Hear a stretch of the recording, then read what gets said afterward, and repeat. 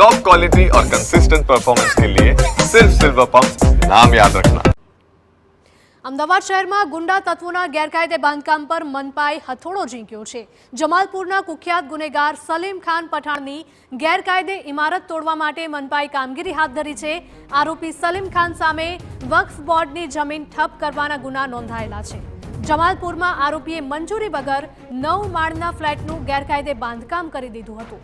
અનેકવાર નોટિસ આપ્યા છતાં આરોપીએ ચણતર કરીને ગેરકાયદે બાંધકામ ખડકી દીધું હતું।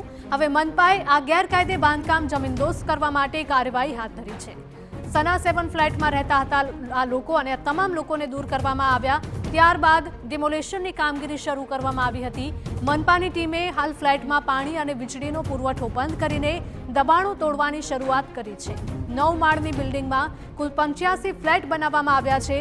કુલ 2734 ચોરસ મીટરનું આ બાંધકામ હવે તોડવામાં આવી રહ્યું છે। એમસી દ્વારા ઓન પેમેન્ટ બંદોબસ્ત માગવામાં આવેલ છે અને એ બંદોબસ્ત અનુસંધાનમાં સના 7 આપ જોઈ શકો છો ત્યાં ડિમોલિશનની કાર્યવાહી એએમસી દ્વારા ચાલુ છે। સર, આ જે બાંધકામ કોના દ્વારા કરવામાં આવ્યું હતું, ગુનાહિત ઇતિહાસ તેનો શું રહેલો છે, કેટલા મકાનો છે અહીંયા?